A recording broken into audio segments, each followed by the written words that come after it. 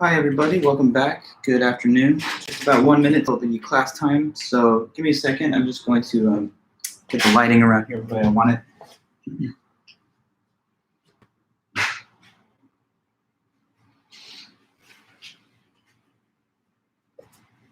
Okay, great. You guys had a good weekend and have been having a good week so far. Good afternoon, AJ. Nice to see you.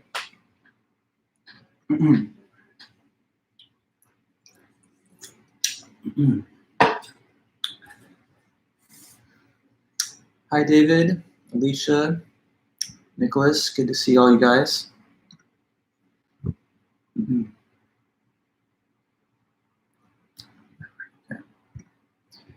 Hello, everybody. Welcome back. All right, it's 2:30. I know it's still just at the beginning of our meeting time, so some more people are probably going to arrive in the next few moments. But if you're already here, as usual, just go ahead and confirm your attendance with a comment in the live chat, and I'll refer to that if I ever need it for any reason later. But anyway, yeah, welcome back. So we did have a long weekend for the President's Day holiday on Monday. It's nice to get a little bit of extra rest and time to recharge, but here we go. We're going to just jump right back into the meeting. Let me ask a question before I get things started. And see all you guys in the chat, so thanks again for being here, guys. Diego, Tina, Moises, Isabella, David, Kevin, Annalie, Maria, Ishmael, Alan, Angela, Sylvia, Derek, River, Anthony, Emily, Litzy, Spencer, and Marcos, and Mia. Don't forget you. I see all you guys, so I appreciate your attendance as usual. Here's my question, though. Have some of you guys noticed the titanium announcement that I mailed out on Sunday with the prompts for the first essay? Let me know about that, and if you have, then that's the first thing I want to talk about just while we're all here together. So let's see who can confirm. Okay, good, AJ, thanks. To those that maybe haven't yet checked their email account or their inbox, make sure to do that, and you'll see my announcement sent through Titanium on Sunday night. So anyway, that announcement just gives you the prompts for the first upcoming essay assignment, and I will just speak about it a little bit here while we're all together, like I said. So I'm pulling up my copy of the prompts, the essay form, and here's what it says. Okay, guys. So reading off of the prompt right now, and this is just me giving you some further detailed instructions about the parameters, format, style guidelines, and all of that about the first paper. And welcome back to class, guys. I see you showing up. Good to see you. Okay, so it says here on the prompt that I sent out on Sunday night, you must write a 3 to 4 page double-spaced essay on one of the topics below in 12-point font with normal margins. So let me make a few points about that information. It's a 3 to 4 page essay, and the font is 12-point, it's double-spaced, and margins should just be normal default margins. About the page length guideline.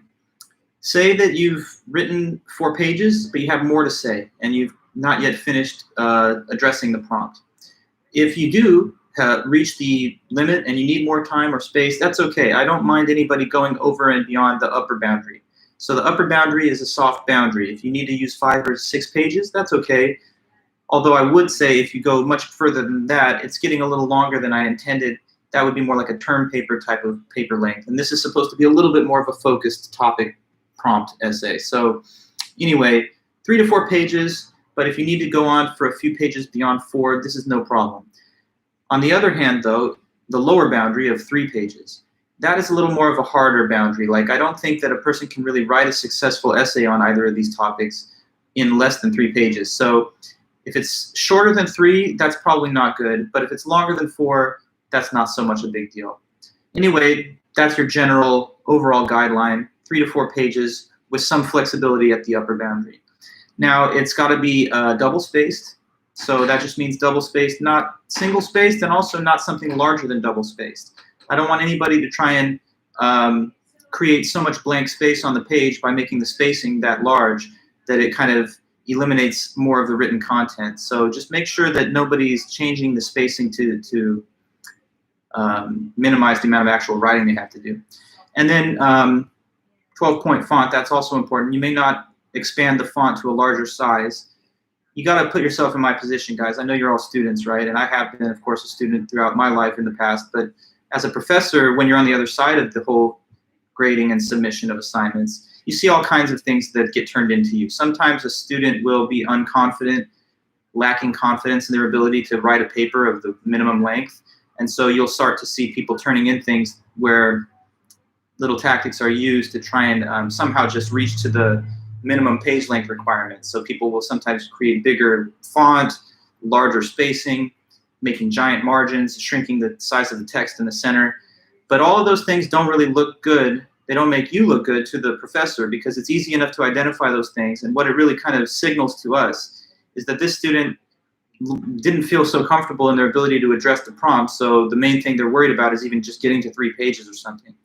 Now, Sarah, this question that you're asking me, you want us to use typical MLA formatting with name, date, subject, and professor in the top left.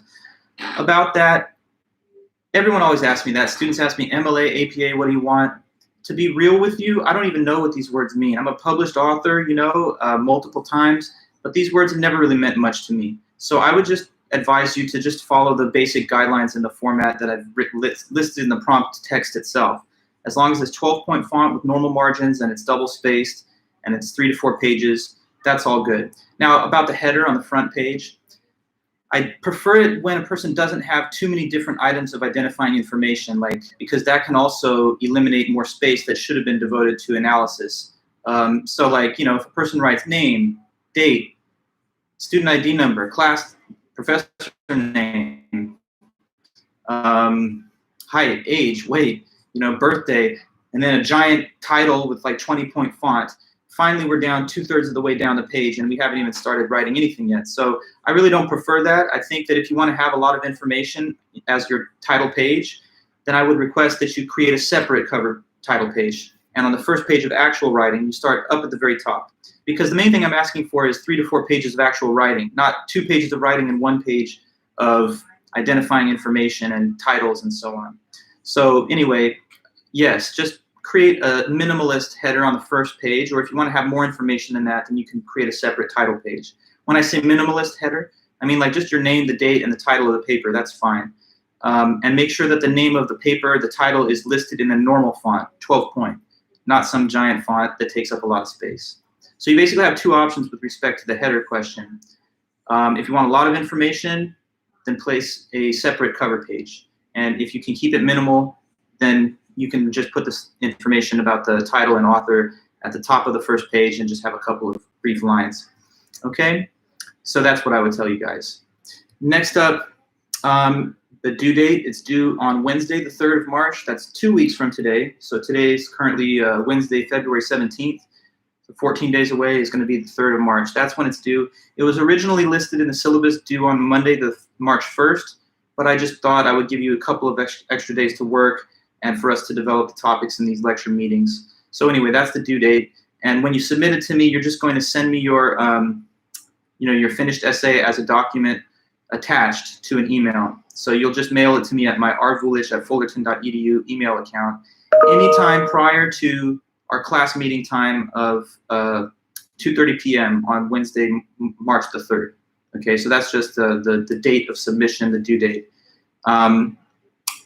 It's important also, and this is mentioned in the prompt, that you may not consult any electronic resources at all. You may not use the internet at all to assist yourself or to find information to help you write the paper. This class, I really insist that you just use one source, and it's the source I've given you, which is our textbook in the class. These arguments, in many cases, are thousands of years old, and there's so much discussion and literature and commentary that exists here, there, and everywhere, all throughout the internet and throughout the world of published materials. But I don't care what any of those people have ever said. I only care about what you can tell me based on your knowledge derived from the readings in the book, the lectures, your notes, and your common sense. So you're not permitted, you're not allowed to use any other sources except for the one book itself. So I mean this seriously. You can't use the internet. If this class had been taken in 1950 or something, that would be nice, because there wouldn't have been the internet. So maybe just make believe that this is 1950, and your computer that you're using right now, it's actually just a typewriter, and there's no such thing as web browsing. The only way you can ever find information is from physical books that you actually have to read and turn in materials that you've been assigned in these books by your professors and teachers in school. Okay, so just understand that you can't use the internet. You can't find any information that's on blogs, websites, academic resources. It's not a research paper. In a way, that's like kind of to your benefit, because when a professor says, write me a research paper, now you've actually got to go out and find information from somewhere. Well, in this case, you don't have to worry about all that. You just have your one book, and that's all you're allowed to use. Now, in the paper, you're encouraged to, and you probably should, have a few quotes at times from the book to provide further textual support for your analysis and for what you're reporting on. So I would say this, when and if you include some quotes, there's only some simple rules. Any direct passages that are verbatim quotes, just have to place them inside of quotation marks in your essay. And then at the end of the quoted passage, I just ask that you place the page number in parentheses. Okay, so parenthetical page number reference at the end of the quoted passage. That's all that's required, so that I know where you found the information on what page of our textbook. And Alan, yes, that's correct. You'll email it to me anytime before 2:30 p.m. Pacific Standard Time of Wednesday, March the 3rd. That's 2 weeks from just about right now. Okay, so what I was saying though about citation, guys, is hopefully this is coming through clearly. All you got to do is just place any direct quotes inside of quote marks, you know, left quote mark and then a closed quotation, right quote mark. After that quoted passage, place in parentheses the page number from the book where you found it. In other cases, maybe someone didn't use a direct quote, which is like word for word identical to something from the book, but they are paraphrasing it very closely, and they may want to give some credit to the textbook. In that case, you can also give a parenthetical page reference for any close paraphrases. So any direct quotes or very close paraphrases should be noted with a parenthetical page number reference. Yeah, now, Jasmine, we talk about the objections we discussed in class. That's correct. I'm about to mention the prompts themselves. I was just starting with format and these kind of guidelines. But that's right. There's a set of objections that you have to state and evaluate for each of the arguments in favor of God's existence. So with the ontological argument, you know, there's Gamillo, there's Moore, and there's Rowe. And then with Pascal's wager, we're actually going to learn a little bit about those objections to his argument today. So hold your breath, if you will, and we will get into the objections that are relative to Pascal's wager in the meeting that we're going to hold this afternoon. So now I guess I will go over the prompts. Let me just say a few things about them, and then I'll also close this discussion with some brief pointers about style and how to compose a good essay stylistically in philosophy class. So the first, you can choose one of these two prompts. You're not supposed to report on both of them. You just have to pick which one you'd rather do and don't do the other one. I'm mentioning that just because there have been a couple of cases in the past where a student accidentally thought they were required to write on both of the prompts. But that's not what I want, and that would actually make your essay difficult for you to compose, and it would be harder to grade, because in the page length that I'm giving you, it's not really possible to discuss all of this information from both prompts unless you really eliminated a lot of details. So anyway, just to say it simply, pick which prompt you want and then just write on that one, not the other. So anyway, if you choose the first prompt, the two prompts are basically about comparing and contrasting different arguments that we've studied for God's existence, and also presenting the objections that go against those arguments. So depending on whether you'd rather compare and contrast the ontological argument and Pascal's wager, that's the first prompt option. The other option is prompt 2. In that case, you'd be reporting on the cosmological argument and the argument from design. Okay, so let me just start by reading off the first prompt and just saying a few things about it. It says, discuss the ontological argument and Pascal's wager and provide 2 objections to each. Okay, so the ontological argument we all have learned, that's the one from St. Anselm, a medieval philosopher and theologian. In his book, The Proslogion, he argues that God exists and that this can be proven just based on the definition of God alone. So he says the universal definition of God is the greatest conceivable being. Even atheists define the word this way. From there, he says God has to exist in the mind and in reality, because if he only existed in the mind, that would be less great than if he existed in both. And being defined as the greatest conceivable being, it would contradict this definition to say he's not in both, because then the greatest conceivable being would not be the greatest conceivable being. So he must exist in both. In other words, he's real.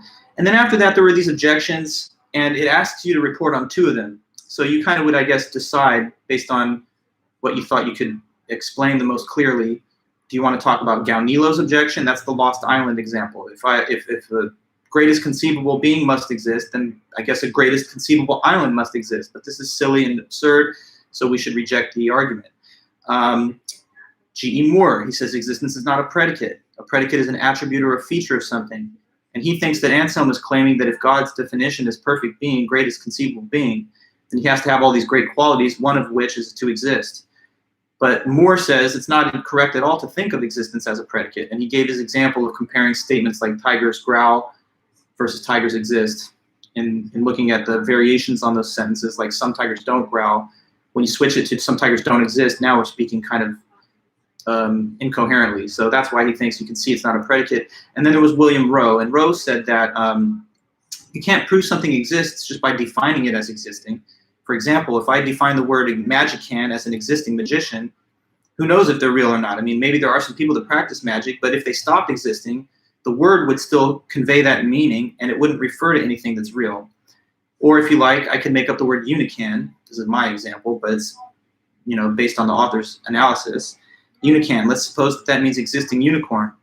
We all know there's no real such thing as an existing unicorn, but if I make the word have that definition, does this change anything? No. So even if something's defined as existing, magician, unican, or God, it very well could be that it doesn't actually exist, even if the word has that meaning. Okay, so that's Rowe's point. And those are 3 objections. You'd only be responsible for reporting on 2 of them. Pascal's wager, okay? We closed the meeting last time by going through Pascal's wager. This is another argument which seeks to prove that God exists, but it's got a slightly different approach.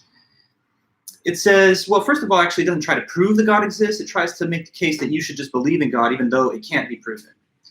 Actually, definitively, he starts the paper by saying no one can prove whether God exists, because if he does exist, he's beyond the power of the mind of a human being to understand. So no way we could ever prove or disprove his existence. Nonetheless, he says we know that he has to either exist or not exist. It's got to be one of these 2 possibilities. So the question he thinks is really not a question of proof, but which wager are you going to take on the question of God's existence? Will you just choose to believe or choose to not believe? And if we think of this as a wager on the model of a coin flip, where flipping a coin, we know it has to land either heads or tails, but we can't say in advance which one it will be. When you bet on a proposition like a coin flip, there's 2 choices, choose this or that, and there's 2 possible outcomes. The one face could show or the other. With God, you can either believe in him or not believe in him, and the 2 possible outcomes are either that he does exist or he doesn't. Finally, he just says this: if you choose to believe in God, there's really no risk that you're facing then, because if you're wrong, you don't lose anything, but if you're right, he will reward you with heaven. If you choose not to believe in God, though, you're risking everything, and there's nothing really to gain. If you're right, well, then, that just means that there's no God and you were correct, but it's not as if you receive any benefit. And if you're wrong and God does exist, contrary to your disbelief, then I guess you'd either lose out on the rewards of heaven or you'd even be punished with hell. So he says, why would anybody choose to not believe if this involves significant risk with not much to gain? And the least risk is in the other bet, obviously, where the costs of being wrong are insignificant, but to be right would pose these great rewards. So that's Pascal's wager. And there's going to be 2 objections that we will talk about in today's meeting. So I'm going to hold off on further commentary to the remaining part of that prompt, but we'll get into it as we finish today's lecture. Let me look at the comments really fast here and make sure I'm covering your guys' questions. Sarah, the prompts have been posted on Titanium. You've got to check your messages. They've been there since Sunday. We clarified this at the beginning. So go into your inbox and find the message that I sent to you on Sunday night. Maybe it's around 8 p.m. or so. Evan, if we discuss information that you mentioned in class that's not necessarily in the book, do we cite you and which lecture we took it from? Well, I guess, the thing is, I'm not an author to cite, so I always think it's best to just cite the text itself. Any general ideas and comments that we've made in class, you can just take those as common property. That's not something that you have to attribute to me. I think it's something that you understand yourself, so just no credit is necessary if it's something that just came out of my mouth. But I'm very careful as I teach this class to only add further insight into the writings, but not to try and add information that's different from what the authors say. So I clarify things, I add examples, I try to make it seem straightforward and common sense. but I'm not actually saying anything that's contrary to or different from like what the authors have said. For one example though, Evan, to be fair, like I gave the case of Unicant. That was me kind of riffing a little bit on the author's own example of Magicant. If you said, consider an alternative example, you could briefly say in passing, this was mentioned in a class lecture, but if you don't say that, it's not going to be any problem at all. That's just an elaboration on the content of the text. So cite the text for sure, any direct quotes or close paraphrases, but just examples and commentary from class that expand on it, no real need to cite anything there, okay? That'll make it easier for you too. Now, okay, last part of the first prompt, and well, both of the prompts have this at the end. It says, is one of the arguments better than the other? And if so, why? And if not, why not?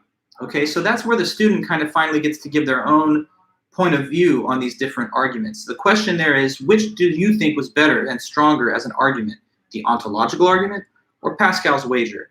Which one did the better, more convincing job of persuading you of the belief in God?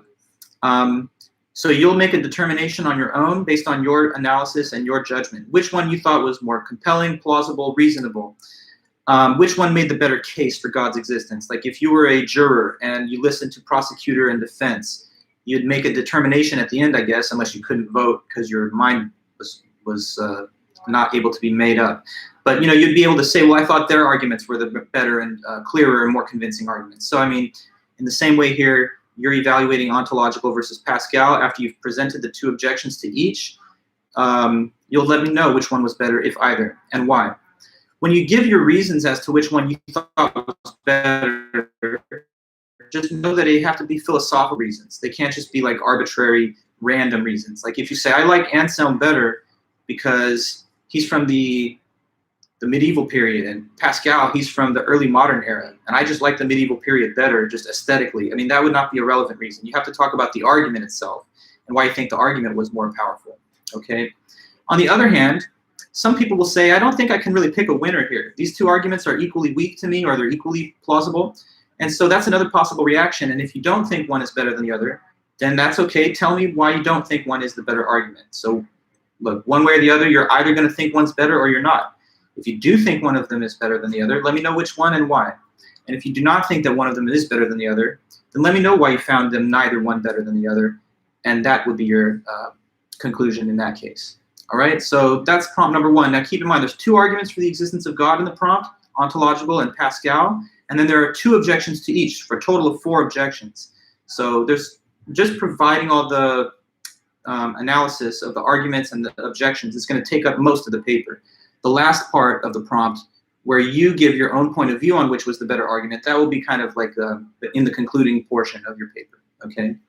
So then, that's prompt number 1. Prompt number 2 is just like prompt number 1, the only difference being that it involves different arguments to consider. So with prompt 2, you can report on this. It says, discuss the cosmological argument and the argument from design, and provide 2 objections to each. The cosmological argument, just a little brief reminder, is the one that says everything that exists has to have a cause. That's the principle of sufficient reason. He illustrates that through the case of the sphere. He says if something exists, it must have a cause. Then he goes into the concept of contingent and necessary truths. He points out that the universe appears to be a contingent thing, therefore it must have a cause, but it can't be that it's caused by itself, and it also can't be that it is caused by something contingent, because this would lead into an infinite regress, which he thinks is absurd. So the only possible initial cause of everything must be something that is not dependent on anything else. In other words, a necessary being, and that would be the God, the creator.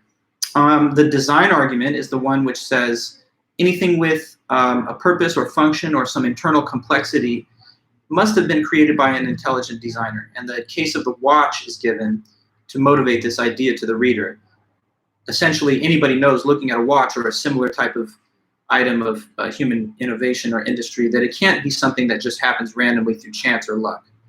A watch would never have existed if there weren't intelligent beings to create them, because again, all the parts have to be just so carefully arranged in order for it to generate the ability to tell time and to measure time.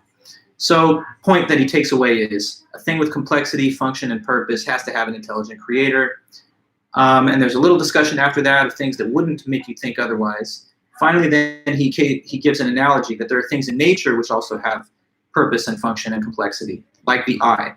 And he says if the watch has to have a creator because of those same reasons, then obviously the eye would have to as well, and also anything else within nature that exhibits a kind of complexity and purpose. So God would be the like master architect of nature, just like the watchmaker makes the watch. So those are the two arguments themselves, and then the question is, what are two objections to each? Well, there are objections to the cosmological argument that come from Ernest Nagel, and also Ernest Nagel reports on the argument from design. So the best place for you to find the objections here will be in Ernest Nagel's article that we studied called Does God Exist? To the cosmological argument, he has a whole host of objections. For example, does everything have to have a cause? If it does, why doesn't God have to have one? Or if he doesn't have to have a cause, then why wouldn't we be able to think that the universe has none? And finally, he asks, is an infinite regress really an impossible thing? Maybe not. And he gave an example as to why not. His rejection of the design argument basically revolved around saying that the only real reason that we think that the watch has a creator is not so much its function, but because we make watches. And when you consider the thing like the eye in nature that has a function, there's a totally different explanation for how that could have come to exist that makes no reference to a creator or a divine intelligence. And that would be the process of evolution and natural selection. So those are a kind of pair of objections mentioned there by Nagel. He also says that it could be kind of not fair to say, well, we just focus on the case of the eye. If you look at all of nature, much of it doesn't seem to have any specific kind of purpose or function within it. But anyway, those are some responses that he gave. And then again, with prompt 2, is one of them better? If so, which one? Let me know. If not, why not? Okay, so that's about the 2 prompts, and the format and guidelines and stuff like that. If anybody's working on their paper, and they have a draft of it and they would like to show it to me, I'm always happy to take a look at student work and offer comments that can help make the paper stronger. But if a person did want to do that, then they would want to try and get me a draft to my email with some advanced time before the due date. So I would request for anybody thinking of this as you develop your paper, be best to try and get it to me maybe before the week that it is due. Once we get into Monday and Tuesday, it's going to be a little harder for me to take on all the emails that might come in. But if I get anything before the previous weekend, I'm sure I can respond to it. So anyway, I'm just letting you know I'm happy to look at drafts. You don't have to do that, but if anybody wants to and they want to take that initiative, I'm happy to take a look at their draft and see what help I can give you. So the last thing I want to say is just about style a little bit. And so the style of writing in philosophy is a little different from what probably most of you guys have done throughout your academic career so far, because most papers you've had to write have been within like English classes. And in an English course, especially because you're just learning how to write and compose essays, they really emphasize some key aspects of the format of the classic English essay. So you've probably heard teachers telling you this. Make sure you have an intro paragraph with a clear thesis statement. Then develop the thesis through a number of body paragraphs. And in the conclusion, summarize what you have done, and then that's it. Well, in philosophy, really, especially with a short kind of paper like this, we really only primarily care about the body paragraphs, the meat in the middle, not the 2 pieces of bread on the top and bottom, but the analysis of the actual arguments and ideas in those body paragraphs. So I always tell my students that it's best to probably keep it either short with the intro and conclusion, or just eliminate them altogether. It's no problem for you to just jump right in on your first line and say, Anselm's ontological argument seeks to prove that God exists, and here's how it goes. And you just start telling me about it, addressing the questions in the prompt straight off. You don't have to clear your throat for like half a page saying this long-winded kind of flowery introduction where someone's like, God and man, it's an ancient topic. It's vexed generations of minds. And now it's 2021. The world is a more diverse and interesting place than ever. And some of the biggest questions of all time are being posed by philosophers. And so I am now going to talk to you. Like, if you say all these things, you're going to occupy so much space that by the time we get through to the opening analysis of the argument, it could have consumed a whole page. So I think it's best to skip those formalities and keep it brief. Basically, the aesthetic of writing in philosophy, especially in this current day, is not like the poet or the novelist, the grand literary figure. Instead, you got to think about this genre of writing.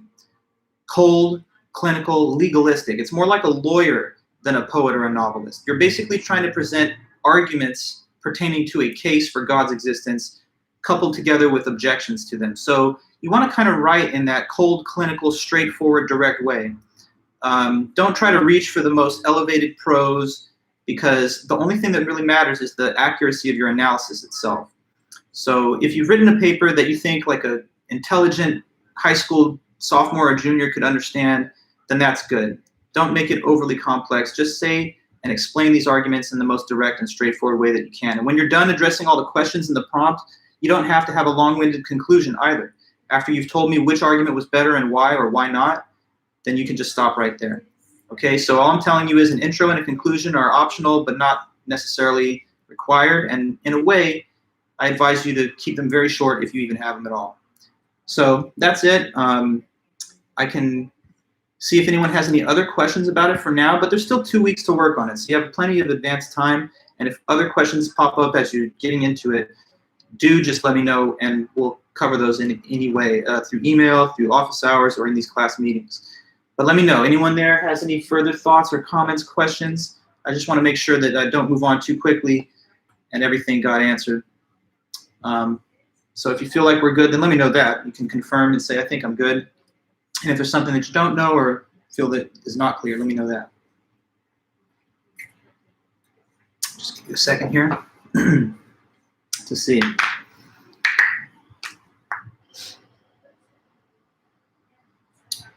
Let me know. Reaction, what? Is it good?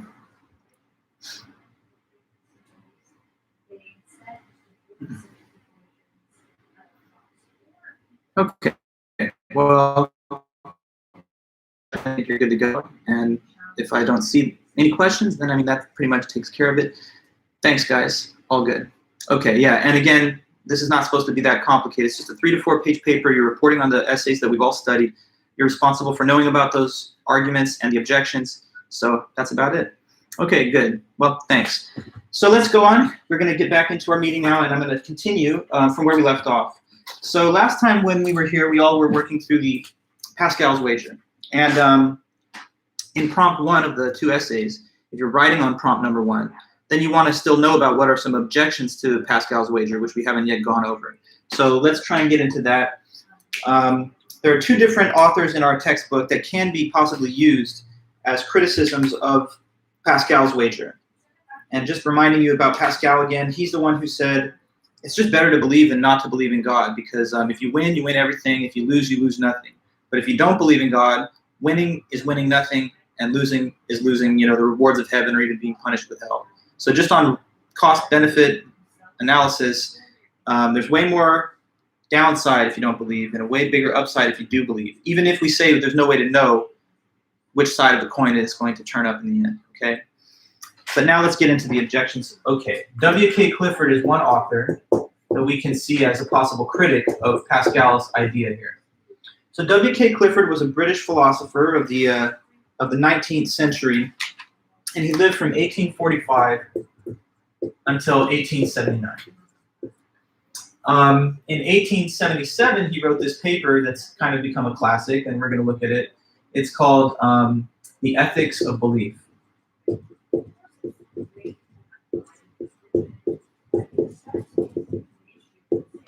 Okay, and Clifford was a mathematician and scholar.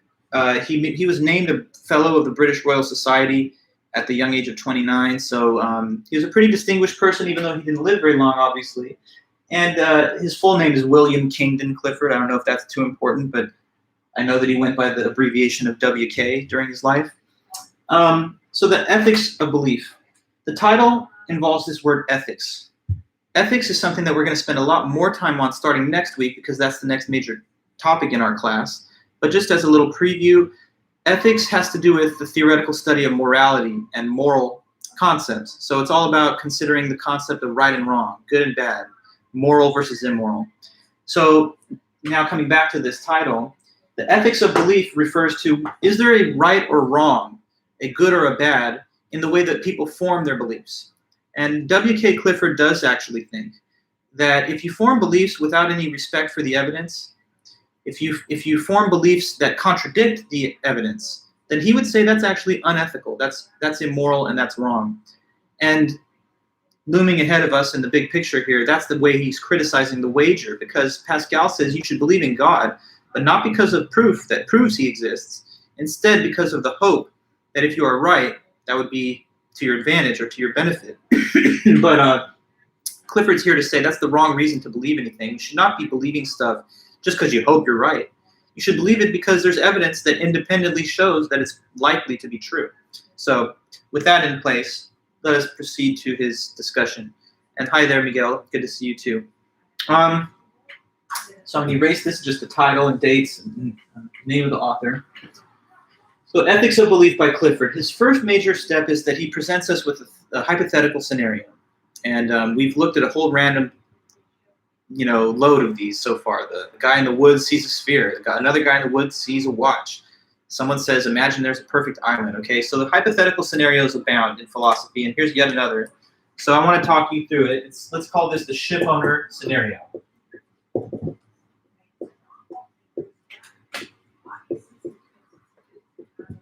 Okay, now this is one of those essays where much of what drives the argument forward is the detailed scenario that he gives. And so for that reason, it's probably best for me to kind of talk you through a lot of it instead of writing a ton of detailed notes.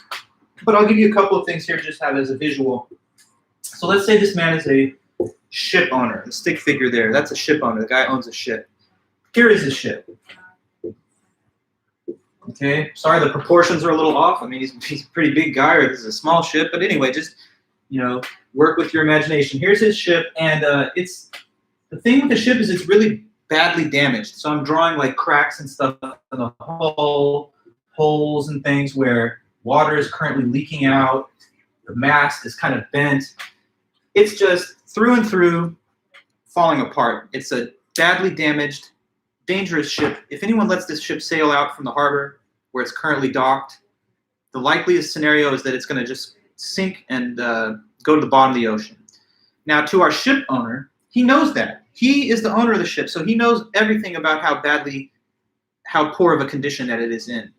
Okay, so he's not at all unaware of this. He's 100% aware of its ship. It's like if you own a car, right? When you own your own car, you know probably more than most other people what kind of condition it's in. So if it's not working well or if it's not operating properly, the owner would be fully aware of that. And so that is true of a ship owner. So just taking it step by step, all I've told you is that there's a scenario that we're supposed to think of where there's a man who owns a ship, but it's in really poor condition and it's liable to sink if anybody lets it sail. But the same ship owner really wants to believe that it could make one more trip successfully and come home safe. He wants to believe this. He hopes that this could happen because if it did, then he would make some money, let's suppose, off of that final venture of the ship. So in his mind, he's like, all the evidence shows that this is really a dangerous, risky thing to do, and it could lead to people being hurt or even killed if the ship sinks, because I know it's really badly damaged and unlikely to succeed. At the same time, though, I wish that it could. I hope that it could. And so what he ends up doing is he pushes to the side of his mind, he pushes out of his mind all those facts about how badly damaged it is, and he starts to just focus on his hope and his wishful thinking that it could just complete one more journey. Okay, so now based on this hope and his wishful thought, he forms the belief, it'll make one more journey. But why does he believe this? Is it because the evidence indicates this? No. To the contrary, the evidence indicates the exact opposite, that it's likely to sink, and he knows that evidence is there, but he chooses to kind of ignore the evidence and go with what he hopes will happen. So based on his belief, he allows the ship to sail. One last journey, I guess.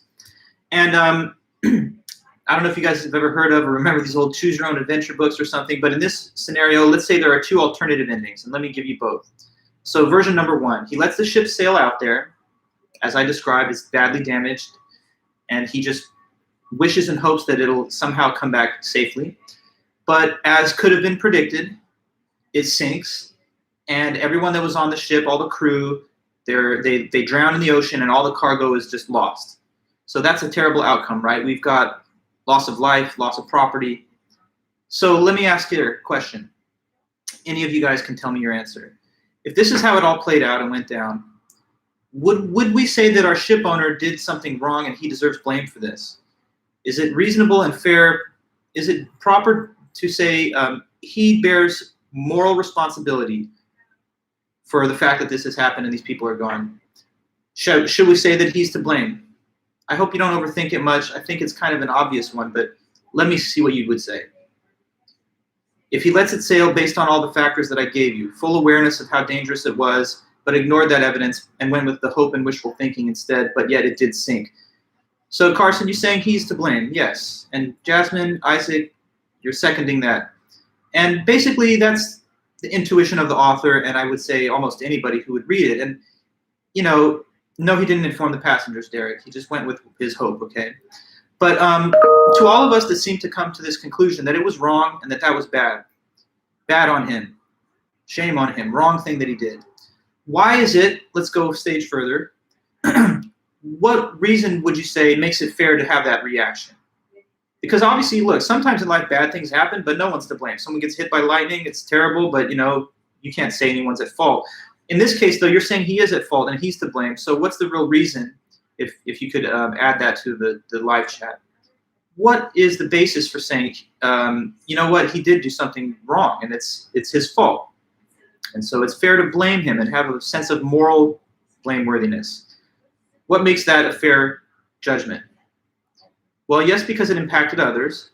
But again, like sometimes things that can impact others that you're morally excused for, right? Like, okay, but Isaac, you're giving me something because he knowingly risked the lives of the passengers. That's the key, and that's what I was kind of fishing around for. This man, the ship owner, after the ship sinks, it's not like he can throw up his hands and say, how did that happen? Never in a million years would I think this ship could have sunk. This is a complete surprise. He can't say that, right? Because I was going to great lengths to make it clear that he knows how badly damaged the ship is, and he's clearly aware of that evidence, okay? So it's not like he can profess surprise or ignorance of the facts when the ship sinks. He knew better, he knew that it was likely to happen, and he just chose to ignore the knowledge of the risk on the basis of hope that things would work out in his favor, all right? So if it sinks and people are dead, that's bad and he's clearly to blame. But let me change the case just a little bit, okay? And I told you that we would go into like version number 2. So here's our other alternative ending. The beginning of the story is all the same. Same ship owner, same damaged ship, same knowledge that it's badly damaged that he has. And again, we're saying that he hopes and wishes that it can complete one more successful journey. So yet again, he allows it to sail. Now suppose that in this other version of the case, just by luck and chance, it works out as he was hoping and the ship actually does make it back safe and sound. So, I mean, in this version of the scenario, nobody came to harm. Nobody died. So if this is the way that it happened, would you say this removes all the blame and he's done nothing wrong then because it ended up not sinking? Do we still say he did something wrong? Or does this erase the wrongness? Let me know what you think. If, in fact, the ship happened to successfully return just by good luck, would we say that this means he didn't do something wrong, as opposed to in the first case where I said it sank?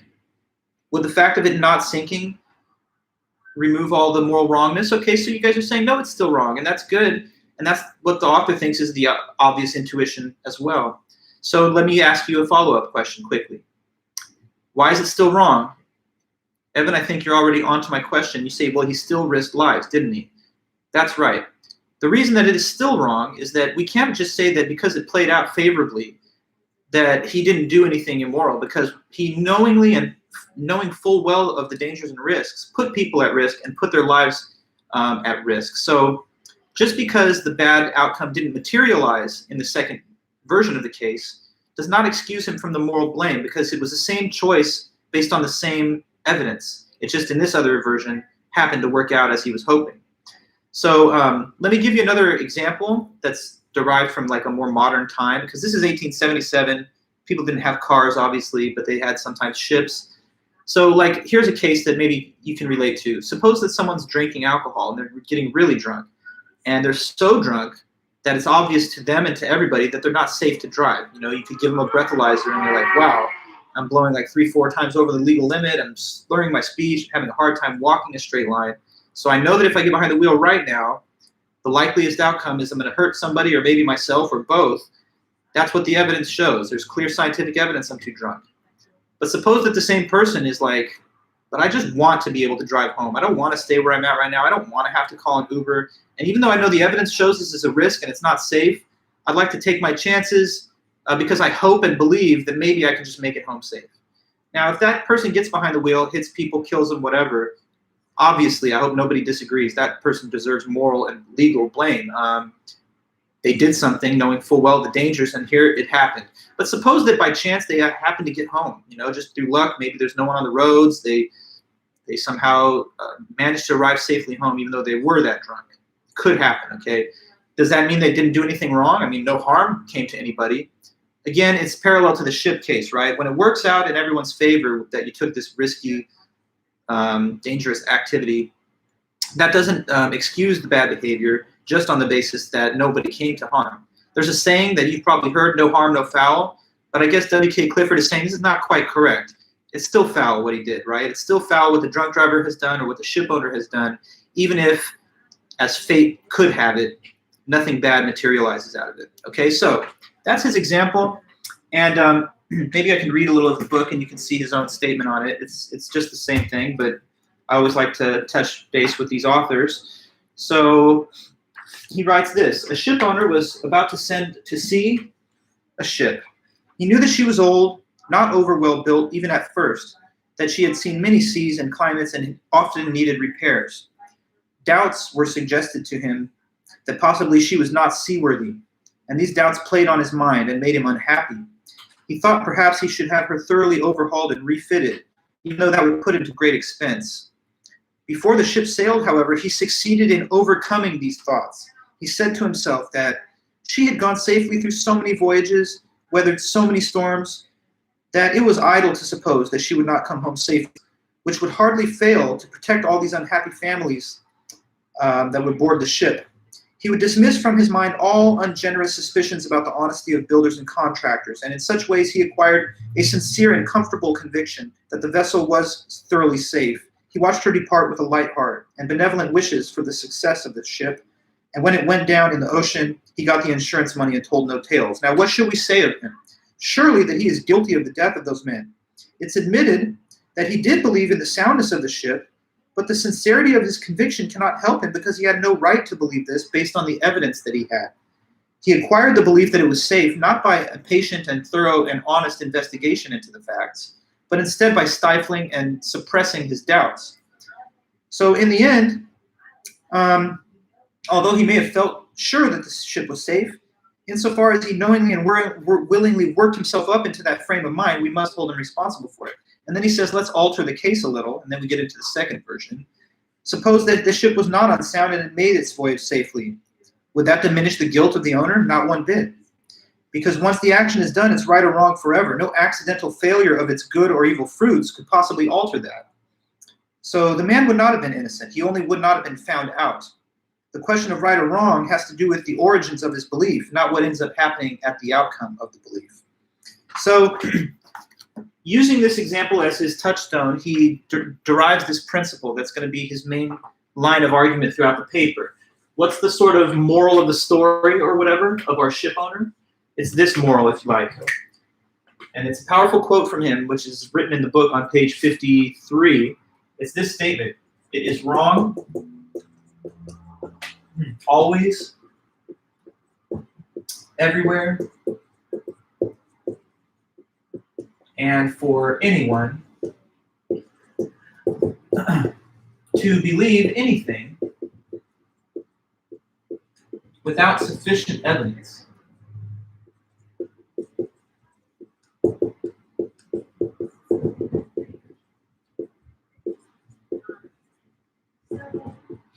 Okay, so this is the principle that he thinks kind of, reveals itself to our intellect when we just think through the hypothetical that he gave. And I mean, it's a hypothetical, but obviously there are real life cases which have exactly the same features. So don't get too hung up on the fact that, well, is this a make-believe story? I mean, people do things that exhibit the features shown in the example all the time. And so the takeaway is, yeah, it is wrong. It's wrong for people anywhere they are, at any time, for anyone, to believe anything unless they've got good enough evidence. So believing in things just because you hope they are true is not the right reason to believe in them. You should only believe in something because the available evidence shows that it's that it's justified and likely to be the case. So that's his diagnosis of the problem morally with what the ship owner has done. He believed the ship would be able to make it, but the evidence clearly indicated the contrary. So when he flies in the face of the evidence and forms a belief that is contrary to it, he's actually done something wrong. He's claiming that that was a wrong thing to believe. Now, clearly the sailing of the ship and allowing it to go was a wrong action, because that's the action that leads to the possible loss of life and so on. But even the belief which leads to the action, he says this is wrong in and of itself, because you only let it sail once you believe that it'll work out, and he had no reason or right to believe that. So he thinks that it's not okay and it's not right for people to believe things without good evidence to support the belief. And therefore, anytime a person, anywhere, in whatever situation they're in, believes something just because they hope it's true and they don't have facts and evidence to back it up, that's not right. That's something that's wrong to do. That's what he's saying. And he believes it's wrong for a couple of additional reasons that I'd like to now mention in greater depth. He says it's wrong for essentially these two reasons. It causes self-harm and social harm. So there are two harms that come from this. And the kind of person who this ship owner is, let me say this before I speak on those two harms, so just give me a minute. The kind of person, he says, who does this sort of thing is what he calls a credulous character. So let me give you that piece of terminology. Credulous character.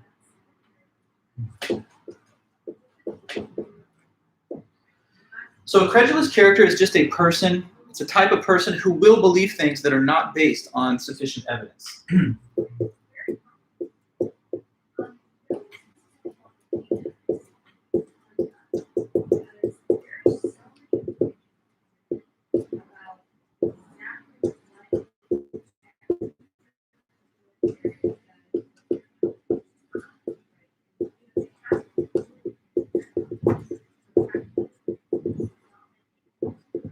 Credulous character.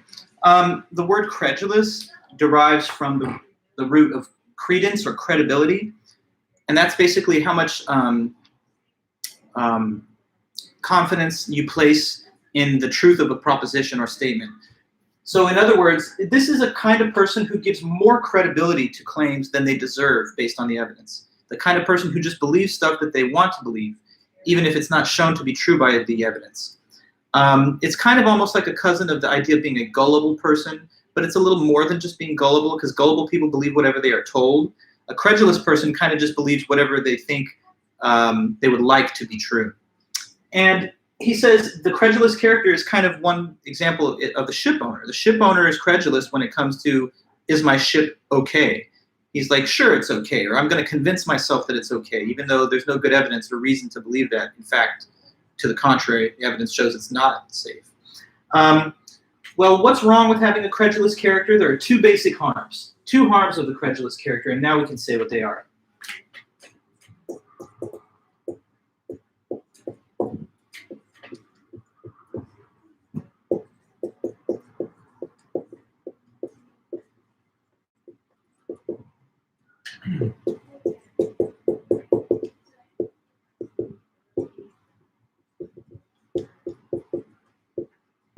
Self-harm and social harm, okay? First of all, the self-harm aspect. You harm yourself when you have a credulous character because it turns you into the kind of person who's a very poor judge of what's true and false. So it makes you a poor judge.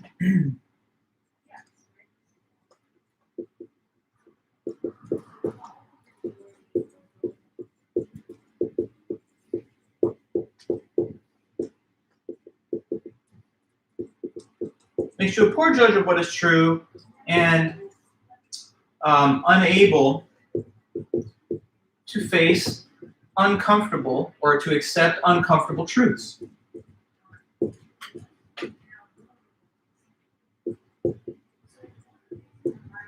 Okay, so let me explain how that's really to your disadvantage. This is not good for you to have a credulous character.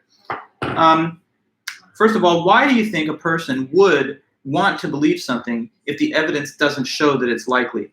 Why would a person still want to believe something in defiance of the available evidence, right? Well, it's probably because the person wants it to be true. Nobody would say, I want to believe this, even though no evidence shows it, and it's a terrible thing, and it's scary. No, you want to believe all the pleasant, nice, happy things. And if evidence shows that something scary and dangerous is possibly going to happen, many people find that so disturbing and uncomfortable that they would rather ignore the evidence and just form a belief that has nothing to do with the facts and evidence so they can make themselves feel better. But that's not going to be good for you, right? For example, suppose that you just received a tough medical diagnosis from one of your doctors. The doctor said, based on our tests, it looks as if you have an aggressive form of cancer and you should really get into a proper course of treatment right away. We need to get you in chemotherapy and radiation therapy. And suppose this person hearing that information says, oh my God, that is so scary. I really don't want to have that kind of cancer. I can't accept this. So I'm going to start looking for a second opinion. Let me find a different doctor who's going to tell me what I want to hear, that maybe I'm okay and maybe I don't have to go to chemo and stuff. But while they're fighting against the answer given by the doctor, they're actually losing precious time to take the right course of treatment, and that may actually put them further at a loss in terms of fighting their disease. So yeah, is it scary to face the uncomfortable fact that this person has an aggressive disease? It certainly is scary, but it's better for the person to face that reality so that they can take the proper actions that are good for them in reaction and response to it. Here's another case. I just keep giving you these. Talk about COVID, right?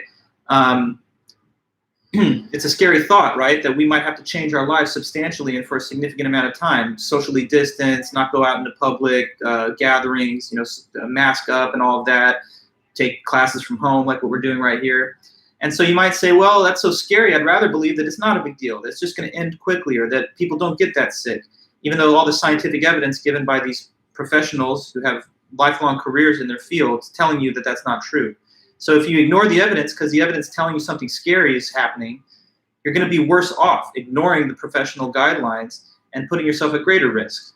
Say a person lives on a hillside and the authorities say, hey, local authorities determined that an evacuation order is necessary. Your house could get consumed by flames. There's a fire that's broken out. We need you to evacuate. Someone in the house is thinking, well, an evacuation is a hassle, and I certainly don't want to have the belief that my house is going to catch fire because I can't accept that either. So I'm just going to go with my hope and wishful thinking that this isn't going to be so bad and maybe the flames will just miss me. And I'm going to stay here with a garden hose or something on the balcony defending my home. This person's way worse off than if they had just followed the evidence wherever it leads. So in all these different cases, what I'm trying to give you guys a sense of, it's not just a one ship owner example. It generalizes across the board. If you believe things without good evidence behind it, you're not going to ever be able to face the reality when things are not so nice and pleasant. And it'll make you incapable of following evidence to its conclusion. Sometimes evidence leads to a conclusion that you'd prefer not to have be true. But it's better for you to be able to face that fact than to sort of like the ostrich, bury your head in the sand and just try and ignore the facts and pretend that something else is really happening. So that's the self-harm element. The social harm thing just piggybacks on that. And it's just to the extent that other people are influenced by you, you have friends, relatives, coworkers, classmates. Each one of us has at least some sphere of influence, even if it's not like we're presidents or prime ministers.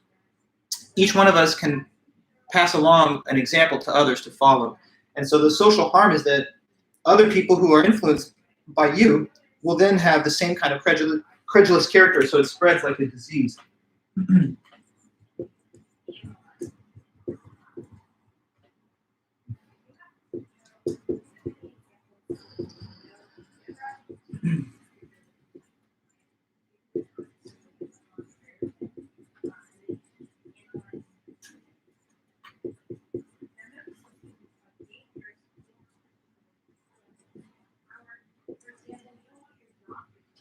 Okay, so say you had like a little sibling and they look up to you and they see that whenever things get tough, you just ignore the facts and you just believe whatever you hope sounds better for you or whatever sounds like more pleasant.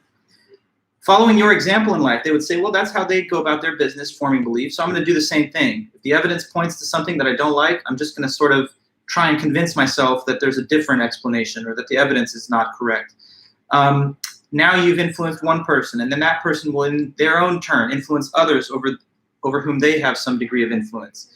And pretty soon, we spread this tendency around like a wildfire. That will create a world that you would then have to live in where nobody has the proper respect for facts and evidence and drawing the right conclusions from those facts and evidence. And that's much worse, not just for the individual, but for the society that's created that way. Do you really want to live in a world full of like insane conspiracy theorists who can't focus on evidence and just follow them to the correct conclusions? What if you're put on trial sometime for a crime you didn't do? and you're looking out in the jury and you're like, who are these people? Are they already deciding I'm guilty? They don't even care about the evidence. They're like, I took one look at him and I just have a feeling that he's guilty. You want people to follow evidence to the right conclusions. You don't want a doctor to say, hey, I got some tests here that seem to show cancer, but that's terrible. So let's try and keep doing further tests and find you a better sounding diagnosis. So we're poorly served when we live in a world where people can't carefully weigh evidence and facts and draw whatever conclusions are proper from them. So that's the harm, and that's why he advises against any of us being credulous, like the ship owner was. The way this can then revolve back towards Pascal's wager, as I said earlier, is that Pascal says just believe in God, not because there's any proof of it, but instead because if you're right, then that would be to your benefit. It's kind of like the ship owner. Believe that the ship will return home safely, not because the evidence indicates this, but because if it happens to be correct, that would be in your best interest to have believed it. But that's not the right reason to believe something. And so he writes this. He says on page 53, if a man holding a belief which he was taught in childhood or persuaded of afterwards keeps down and pushes away any doubts that arise about it in his mind, purposely avoids the reading of books and the company of men that call in question or discuss it, and regards as impious those questions which cannot easily be asked without disturbing it, the life of that man is one long sin against mankind. So if you go through life pushing away doubts about like cherished beliefs that you've developed in your early years, even if they're religious beliefs, I guess he's intimating there, that would be like committing a sin against your fellow man by establishing this basis of credulousness in the world around you. So that's really all I think I have to say about his article and how you can now, I hope, see that it relates back to Pascal. Some of you may be sitting there thinking, well, isn't it a little extreme though? Like, isn't it just my business what I believe? And if I form beliefs that are to my disadvantage, then I'm the one who's harmed by it. So no one else has any right to say to me that's wrong. Well, he says it's not really a matter because of this thing, because the way you form beliefs are noticed by others and influence their own intellectual habits. So he says you actually have this kind of capacity to leave a good or a bad example for others. And if you leave it as a bad example, you can't claim that this is only affecting you. The other thing you might have thought is, well, if I'm a ship owner or like a president or somebody, and my decision, or if I'm a doctor, if my decisions have life and safety on the line, then yes, I should focus on the evidence and be very careful about it because there's high stakes. But you might have sat there thinking, well, but what if I form beliefs without really good evidence and there's no stakes at all and there's no consequences? Like what if I'm a person who loves science fiction films and I just want to believe there's aliens out in outer space, even though I don't have enough definitive evidence to say that's certainly true? Well, if I'm wrong, who cares? There's no big costs there. It's not like if I'm wrong, people will die in a ship. So is that okay? And Clifford, he's very tough cookie on this. He says, no, that's not okay either, because you may feel that that's an innocent case of just believing something without decent evidence. Not going to hurt anybody if you're wrong. But he says the habit that you're forming in your mind of believing in that way is going to show itself in other cases where there is more on the line. So you're kind of setting yourself up for future beliefs without good evidence where it is going to matter more. So he says it's never really an innocent thing for you to say, I just got a couple beliefs that are just for me, that don't hurt anyone else, and they got no good evidence. He says it's a bad mental habit and it's bound to show itself in other cases that matter more. So here's the last few things I'll say from the book on this. He says, nor is that belief at all which has not some influence upon the actions of him who holds it. He who truly believes that which prompts him to an action has already committed it in his heart. If a belief is not realized immediately in his deeds, it is stored up for the guidance of the future. No real belief, however trifling and insignificant it may seem, is ever truly insignificant. It prepares us to receive more of its kind, confirms those that resembled it before, and weakens others. So gradually it lays a stealthy train in our innermost thoughts, which may someday explode into action and leave its stamp upon our character forever. And then the social harm, he says, no one man's belief is in any case a private matter, which only concerns himself. Our lives are guided by the general conception of the course of things which has been created by society. Our words, phrases, forms, and processes of thought are common property, perfected from age to age, which each new generation inherits as a deposit and a trust to give to the next one. So that's why he says we have this privilege and responsibility to ensure that the belief-forming habits of our successive generations will have high standards of evidential integrity. Okay, so I mean that's about the W.K. Clifford. He's one possible critic of Pascal. Oh wow, you saw that? Okay. It's propped up against a little gap. Never has fallen before, so little action for you guys. So there's one further author that we can possibly also mention as a critic of Pascal, and that's this man whose name is Robert McKim.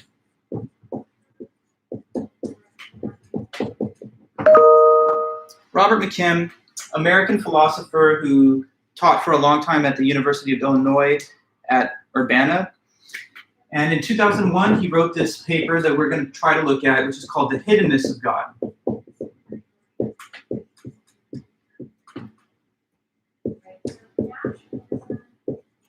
The Hiddenness of God. So based on the title, what the paper is about is the idea that God is hidden in a certain sense. And when I'm saying hidden, here's just all that I mean. My existence, for example, Dr. Vulish, me, is no matter of debate. None of you guys it has any question that I exist because you can just see me and you're interacting with me right now live, right through this live stream.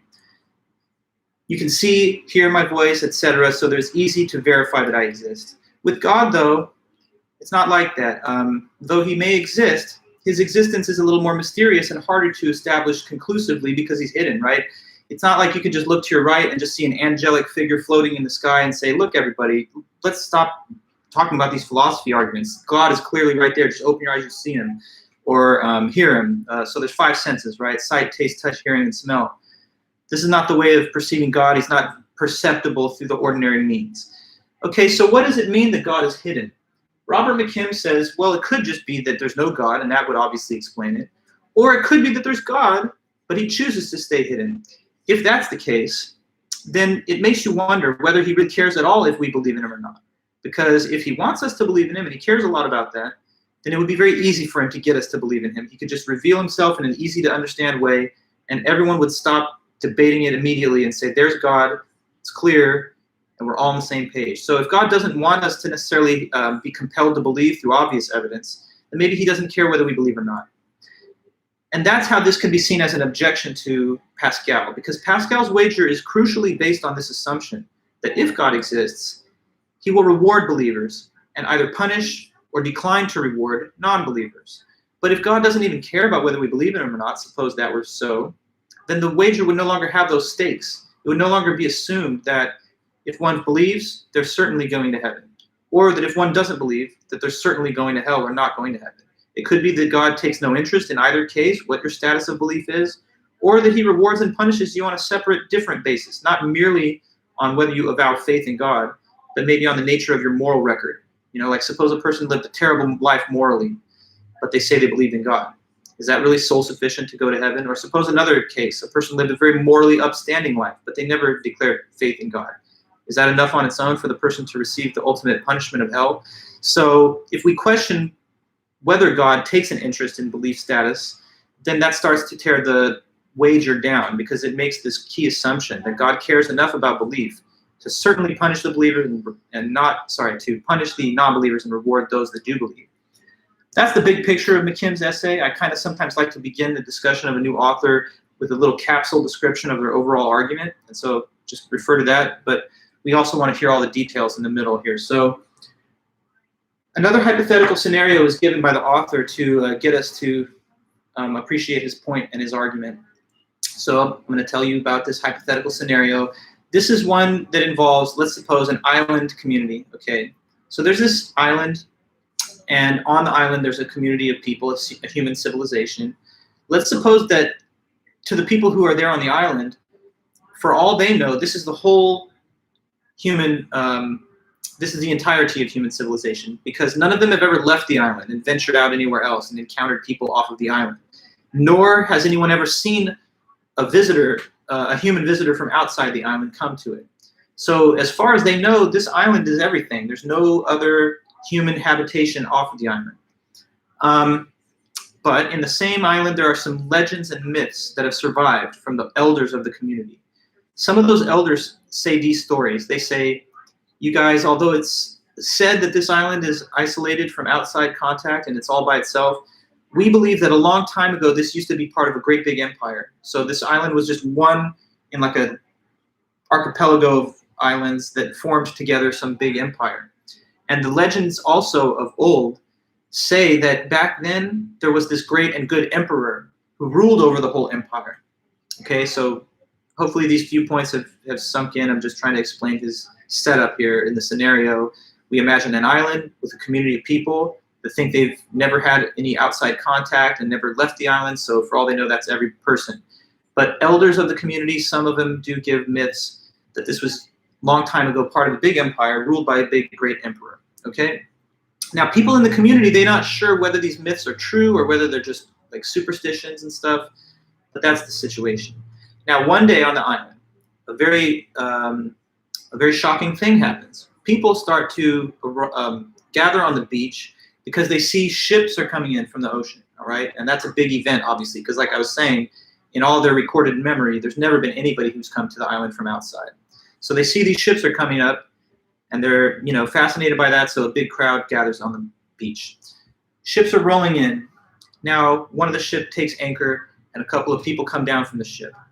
And they say, hey, everybody that's gathered here, we're glad that we have an audience because we are messengers, and we've come to send you guys a message, okay? We know that you've heard legends from your elders, right? You guys have heard the legend that this used to be a big empire, that this island's just one part of it. We've come to deliver you some news. Those are not just myths and legends, that's all facts. This is part of a big empire. And we also know that you guys have heard that this used to be ruled by a big emperor. And that is also true. And we are actually messengers, emissaries from the emperor. He sent us here to you with this message, that he's your emperor, that you guys have kind of lost contact with the broader empire, but he wants to reclaim this land for the empire. And he's asking you guys to declare your loyalty and your allegiance to him, because although it's been a long time and you've lost connection, he still exists, he's still your emperor, and he wants your loyalty. So that's why he's called us here. What will it be? Are you loyal to him, and will you submit to his rule or not? But there's one more plot twist. They follow that description with this. They say, by the way, about the emperor that we just mentioned, we all call him the hidden emperor. Now, based on, you know, your own intuition and the context of this essay being presented as an objection to Pascal and everything else, why do you think that this emperor, so-called, is the so-called hidden emperor? Tell me if you have a sense of, in our story, what might be the basis or the reason for them saying he's called the hidden emperor? Because that's what the missionaries say. He's called the hidden emperor. Why, though? Any guess?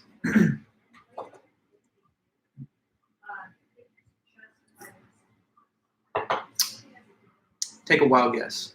Well, not so much that he doesn't actually exist. No, I'm surprised that that was the first instinct, because these missionaries believe he exists, so they're not at all non-believers in the emperor. That's not the case. Also, no, Alicia. No. Let's try again. Why do you think they say that he's called the hidden emperor? Because, I mean, you got to tell me something. They, of course, think that he exists. So, no, not that he, I mean, they've never seen him. There you go, Kevin. They call him the hidden emperor, and then they start explaining this to the audience. They're like, we call him the hidden emperor, guys, because he's never, ever let anybody see him. He refuses to reveal himself to our eyes or our ears. You know, nobody has ever seen him with any of the five senses. So he remains cloaked within invisibility. But we know he exists. We believe he exists. He can become invisible. He can read people's minds. He can be in multiple places at once. He's just awesome. But anyway, that's the hidden emperor. Back to our question, guys. Loyalty or not? We don't have all day, so let us know. Okay, so you heard the description of the emperor. Now, after that, the crowd that's gathered, people start talking. There's like a little murmur of activity through the crowd as they're digesting this claim. And people from the audience are not all in agreement as to what they should do. So, I mean, we're running close to the end of the time right now, but I'll pick this up on Monday when we resume. We'll have a little bit of catching up to do on Monday, and that's partially because I spent about 30 minutes at today's lecture, starting with the instructions for the paper. So, you know, we have a little bit of catch up. It's not too bad. On Monday, we'll finish with the McKim, complete the work of Nicholas Everett, and then we'll be all the way done with the philosophy of religion. And then we will be moving into another topic after that. But just to sort of give you a preview, okay?